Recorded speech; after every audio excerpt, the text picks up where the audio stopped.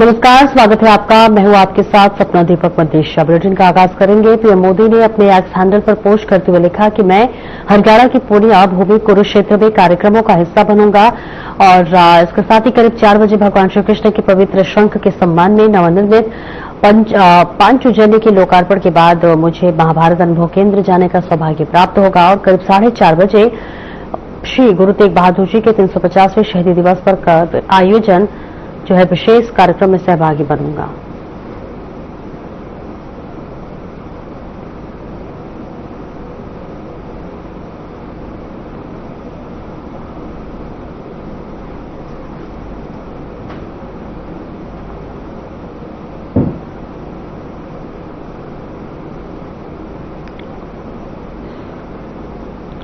आगे बढ़ेंगे। मुख्यमंत्री नायब सिंह सैनी ने समागम कार्यक्रम स्थल का दौरा किया और मुख्य स्थल और मंच संगत स्थल, सुरक्षा व्यवस्था, पार्किंग और आगंतुकों की सुविधाओं का जायजा लिया। इस बीच इसके अलावा उन्होंने प्रदर्शनी स्थल समेत सभी महत्वपूर्ण जगहों पर चल रही तैयारियों की स्थिति देखी और अधिकारियों से जानकारी ली। जहां इस दौरान उन्होंने कहा कि प्रधानमंत्री के दौरे को देखते हुए सभी व्यवस्थाएं समय पर पूरी तरह दुरुस्त होनी चाहिए।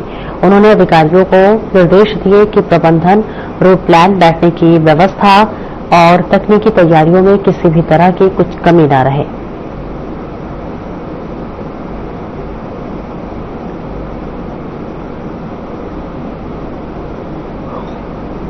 गुरु तेग बहादुर जी के 350वां शहीदी दिवस और अंतर्राष्ट्रीय गीता जयंती महोत्सव और एक अनुभव केंद्र है। अनुभव केंद्र के अंदर भी वो विजिट करेंगे, क्योंकि उन्होंने पिछले दिनों उसके 2 विभागों का उन्होंने उद्घाटन किया था। तो आज उसमें वो देखने के लिए भी जाएंगे, उसमें विजिट करेंगे। फिर महाआरती में वो भाग लेंगे ब्रह्म सरोवर के ऊपर, वहाँ पर भी उनका जाना होगा। और यहाँ पर इस कार्यक्रम के अंदर रह करके 2 बड़े कार्यक्रम, क्योंकि गुरु तेग बहादुर जी का 350वां शहीदी दिवस है और अंतर्राष्ट्रीय गीता जयंती महोत्सव, 2 बड़े पर्व हमारे क्षेत्र में ये मनाए जा रहे हैं। और हमारे गुरुओं की, महापुरुषों की जो कुर्बानियाँ हैं वो जन जन तक पहुँचे, इसको लेकर के लगातार काम चल रहा है। और गुरु तेग बहादुर जी की याद में हमने जो पहली यात्रा हमारी चली थी, हमने वहाँ चौधरी देवीलाल यूनिवर्सिटी में उनके नाम से एक चेयर भी स्थापित की है, ताकि हमारी आने वाली पीढ़ियाँ गुरु तेग बहादुर जी के बारे में जान सकें और उससे उस इतिहास को वो पढ़ सकें, देख सकें, जो कुर्बानियाँ हमारे गुरुओं ने हम सब की रक्षा के लिए की।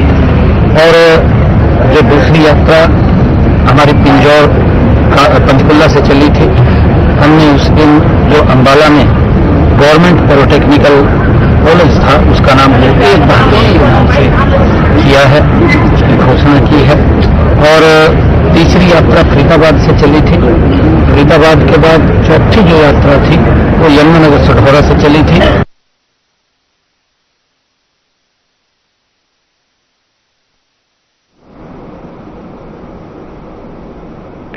देश के 53वें मुख्य न्यायाधीश के तौर पर जस्टिस सूर्यकांत ने राष्ट्रपति भवन में शपथ ग्रहण की।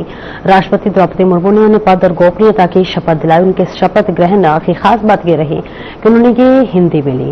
इस दौरान उपराष्ट्रपति सीपी राधाकृष्णन, प्रधानमंत्री नरेंद्र मोदी और हरियाणा के मुख्यमंत्री नायब सिंह सैनी समेत तमाम केंद्रीय मंत्री और गणमान्य अतिथि भी शामिल हुए। इस बीच सीजेआई सूर्यकांत का कार्यकाल 9 फरवरी 2027 तक रहेगा।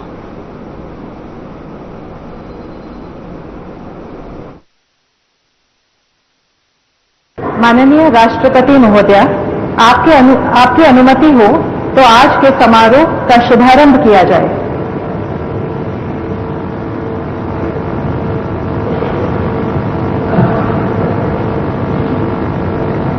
भारत के मुख्य न्यायमूर्ति श्री सूर्यकांत,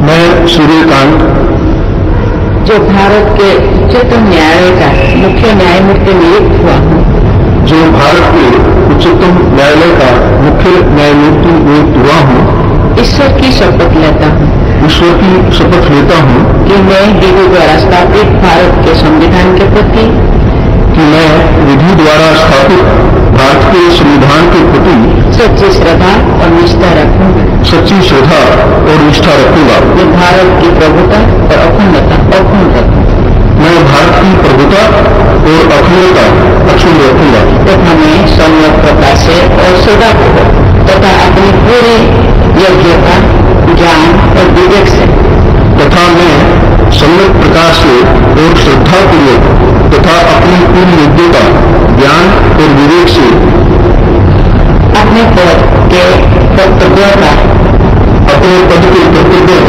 भय या पक्षपात अनुराग या द्वेष के बिना पालन करूंगा, भय या पक्षपात, अनुराग या द्वेष के बिना पालन करूंगा तथा मैं संविधान और विधियों की मर्यादा बनाए रखूंगा तथा मैं संविधान और विधियों की मर्यादा बनाए रखूंगा।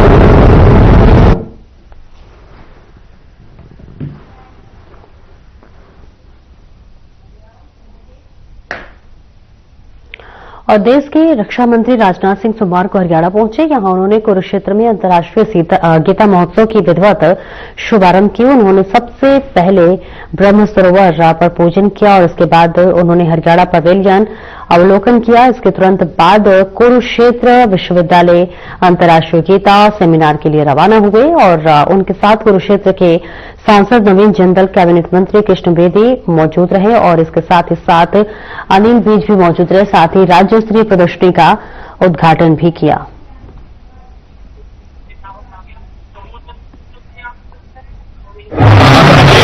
सभी को अंतर्राष्ट्रीय गीता जयंती महोत्सव के आज हरियाणा और मध्य प्रदेश पवेलियन का माननीय राजनाथ सिंह जी जो हमारे सम्मानित रक्षा मंत्री हैं देश के, उनके हाथों इसका इनॉग्रेशन हुआ और ब्रह्म सरोवर की उन्होंने पूजा अर्चना की और पूर्ण आहुति के अंदर अपनी आहुति डाली और अभी 3 दिवसीय जो सेमिनार श्रीमद् भगवद गीता पर कुरुक्षेत्र विश्वविद्यालय कुरुक्षेत्र में चलेगा, उसकी ओपनिंग करने की शुरुआत करेगा। गीता जयंती, अंतर्राष्ट्रीय गीता जयंती महोत्सव के अवसर पर आज यहाँ पर कुरुक्षेत्र पधारे हैं और अभी आकर के ब्रह्म सरोवर के दर्शन करके और हरियाणा के पवेलियन को उन्होंने देखा और देख करके वहां पर उनको हरियाणी स्टाइल में उनको पगड़ी उनको बांधी गई है और अब यहाँ से जाकर के जो गीता के ऊपर जो 3 दिन का जो सम्मेलन है उसके अंदर वो हिस्सा लेंगे। तो हमारे लिए बहुत ही हर्ष का विषय है कि हमारे माननीय रक्षा मंत्री राजनाथ सिंह जी आज हमारे बीच हैं। प्रधानमंत्री जी कल आ रहे हैं।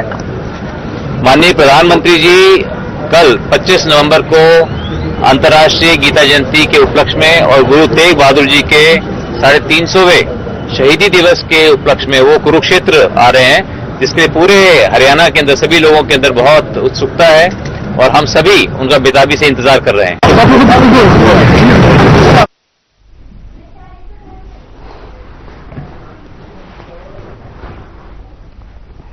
और हरियाणा विधानसभा अध्यक्ष हरविंदर कल्याण ने सोमवार को देहरादून पहुंचकर उत्तराखंड विधानसभा का अवलोकन किया। उत्तराखंड विधानसभा के प्रभारी सचिव हेमपंत ने उनका स्वागत किया और संसदीय कार्यप्रणाली, विधानसभा समितियों के कामकाज, स्टाफ भर्ती प्रणाली, रिसर्च विंग और नेवा के तहत संचालित पेपरलेस कार्यवाही पर विस्तार से जानकारी दी। अध्यक्ष हरविंदर कल्याण ने सदन और पुस्तकालय का भी निरीक्षण किया। साथ ही उन्होंने कहा कि उत्तराखंड विधानसभा में संसदीय कामकाज को आधुनिक और पारदर्शी बनाने के लिए उठाए गए कदम लोकतांत्रिक व्यवस्था के लिए आदर्श पहल है। उन्होंने पेपरलेस कार्यप्रणाली को भविष्य की आवश्यकता बताते हुए ऐसे नवाचारों को समय की मांग बताई।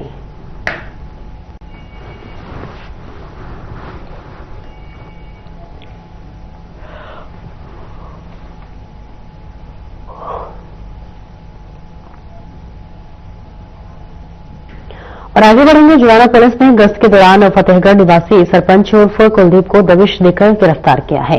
उसके पिट्ठू बैग से 5 अवैध पिस्टल और 10 जिंदा कारतूस बरामद हुए हैं। पुलिस के मुताबिक आरोपी पर हत्या का प्रयास, हत्या, फिरौती, एनडीपीएस आर्म्स एक्ट सहित 20 से अधिक मामले दर्ज हैं। पुलिस उसे कोर्ट में पेश कर रिमांड पर लेगी। रिमांड के दौरान पूछताछ की जाएगी और हथियार कहां से लाए गए थे और किस वारदात की तैयारी थी।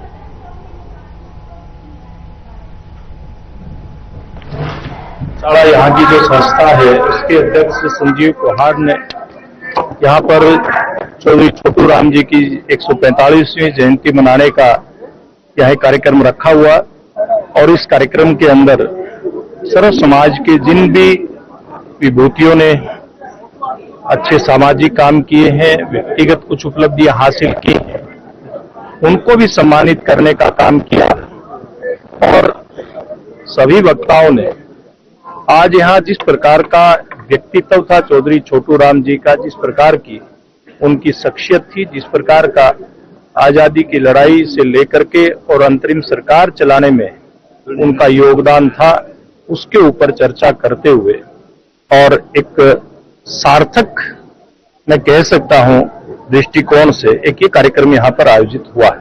सर, सरसा में मोदी जी के पोस्टरों पर कालिक पोत दी जाती है, किस तरह की मानसिकता? देखिए, ये सरसा ने पूरे देश के अंदर कांग्रेस पार्टी, इसके मुखिया राहुल गांधी लोकतांत्रिक व्यवस्था का मजाक उड़ाने का काम करते हैं।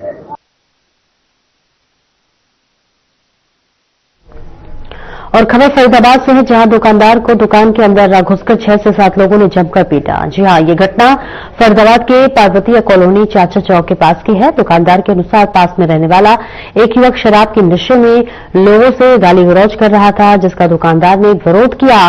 विरोध के बाद उसने पास से 6 युवकों को बुलाकर मारपीट की। दोनों पक्षों की तरफ से पुलिस में शिकायत दी गई है और पुलिस मामले की जांच कर रही है।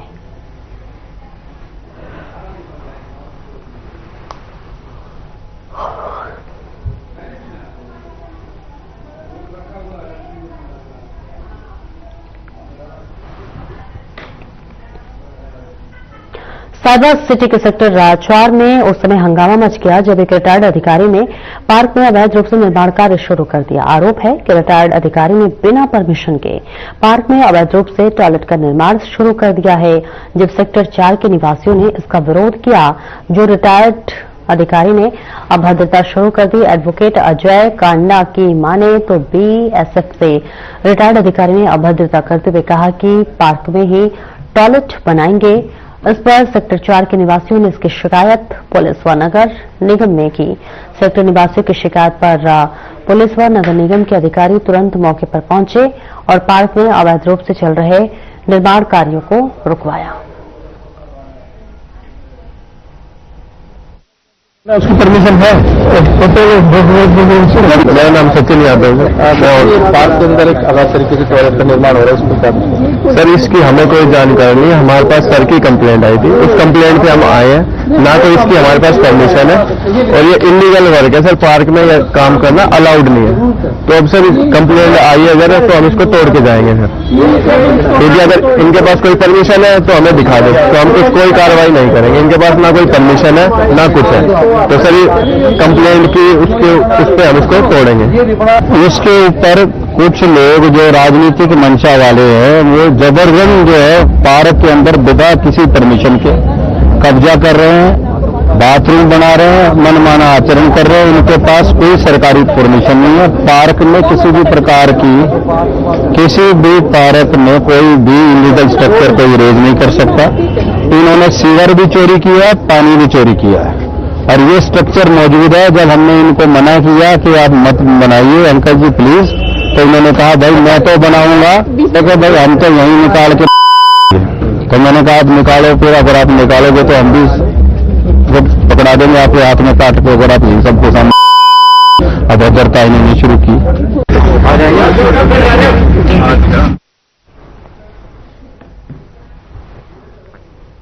और रोहतक में पूर्व मुख्यमंत्री भूपेंद्र सिंह हुड्डा ने प्रेस कॉन्फ्रेंस की। इस दौरान उन्होंने एसआईआर प्रक्रिया पर पारदर्शिता की जरूरत पर जोर देते हुए कहा कि एसआईआर में पर्याप्त समय और पूरी पारदर्शिता तरीके से होनी चाहिए। एसआईआर प्रक्रिया अगर पूरी पारदर्शिता होने पर ही सभी को सही लाभ मिल सकेगा। साथ ही हुड्डा ने कार्यकर्ताओं से सतर्क रहने की अपील की और सरकार को भी इस प्रक्रिया में पूर्ण पारदर्शिता अपनाने की सलाह दी। एसआईआर किस रूप से करते हैं, इसमें पूरा समय और ट्रांसपेरेंसी होनी चाहिए, तो उसका लाभ है, ताकि कोई वोट किसी से वंचित ना रहे, सबकी वोट बने जो उनका अधिकार है, और गलत वोट किसी न कटे, ऐसी ट्रांसपेरेंसी होनी चाहिए और समय पूरा देना चाहिए। हमने भी अपनी पार्टी के लेवल पे जो सेकंड BLO है तैयार कर लिए।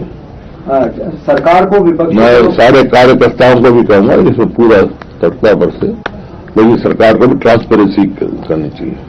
सवालिया निशान इस बात के समय नहीं, जैसे बंगाल में उन्होंने सुसाइड करने इतना दबाव दे रखा है उनके ऊपर, तो समय पूरा होना चाहिए ताकि हर घर तक जाए। ये नहीं एक जगह बैठ के सारे करने, 6 BLO एक जगह बैठ रहे हैं, वहां चक्कर है, उससे क्या है, वो तो हर घर में उनकी जो जाना चाहिए, उसके लिए समय चाहिए।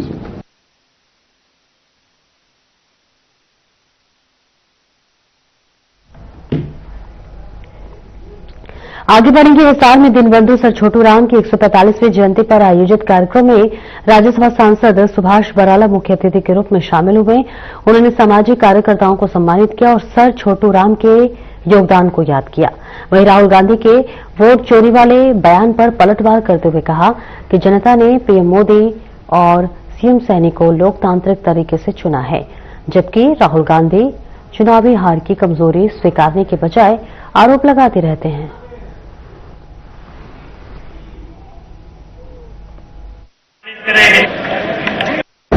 भाई संजीव को हार देने की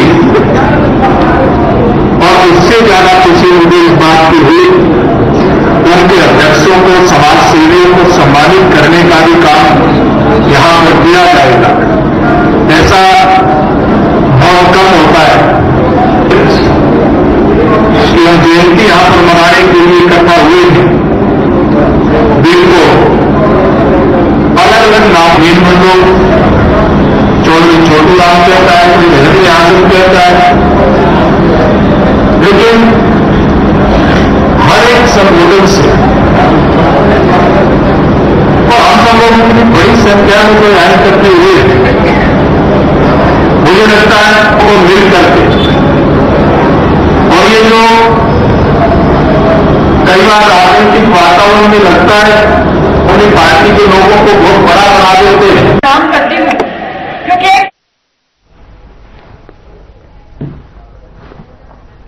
और आगे बढ़ेंगे तो शाम में दीनबंधु सर चौधरी छोटू राम की 144वीं जयंती के अवसर पर नवनिर्मित चौधरी छोटू राम चौक पर हवन, मूर्ति अनावरण और प्रसाद वितरण का आयोजन किया गया। कार्यक्रम में 36 बिरादरी के लोगों ने बढ़ चढ़कर हिस्सा लिया। सभी उपस्थित लोगों ने सरकार से चौधरी छोटू राम को भारत रत्न देने की मांग की। वहीं कार्यक्रम में समाज में व्याप्त कुरीतियों, दहेज प्रथा, मृत्यु भोज, लिव इन रिलेशन और एक ही गांव में शादियों की प्रथा को समाप्त करने संबंधी प्रस्ताव भी सर्वसम्मति से पारित किया गया। युवा कल्याण और इसके साथ ही साथ संगठन के संरक्षक कमल सिंह प्रधान ने कहा कि महापुरुष किसी जाति विशेष के नहीं होते, बल्कि सर्व समाज के उत्थान के लिए कार्य करते हैं। इसलिए उनके विचारों को जाति में बांटने के बजाय जन जन तक पहुंचाया जाना चाहिए।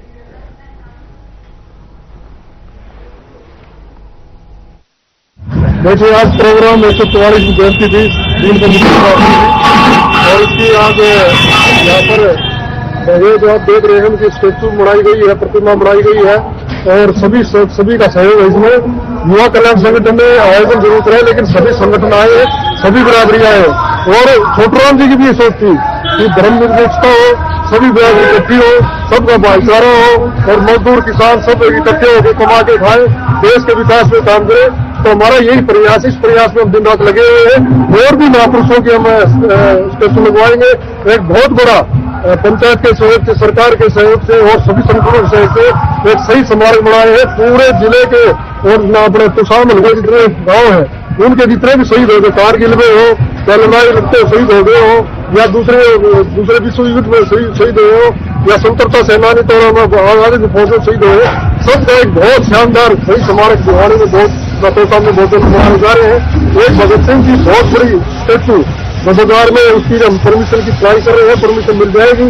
हम बिल्कुल सरकार से, सभी से, जो भी है प्रशासन है, सीएम, डीसी, प्रशासनिक अधिकारी सबसे मिलकर काम करते हैं। हमारा मकसद यही है कि नौजवानों को पता लगे कि इन महापुरुषों ने किस प्रकार की कुर्बानी दी थी, देश के प्रति उनकी कैसी भावना थी देश के प्रति उनकी कैसी सोच थी, ऐसी नौजवानों की हो। और युवा कल्याण संगठन नशे के खिलाफ भी अभियान चलाएगा इन महापुरुषों की प्रेरणा से।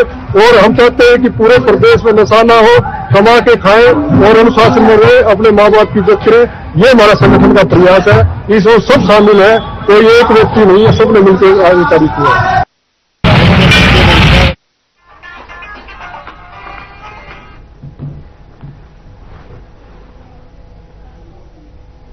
पिहुआ में सहायक लाइनमैन की करंट लगने से मौत हो गई है। अनूप करीब 1 साल पहले ही बिजली निगम में भर्ती हुआ था। इससे पहले अनूप कुमार जिंद में एक मोबाइल कंपनी में बतौर इंजीनियर काम करते थे। विभाग में सिलेक्शन के बाद उन्होंने उस कंपनी को छोड़ दिया। पुलिस ने एएनएम के शव का पोस्टमार्टम करवाकर परिजनों के हवाले कर दिया है। फिलहाल forensic experts doctor Naresh Saini ने बताया कि करंट लगने से ही अनूप की मौत हुई है।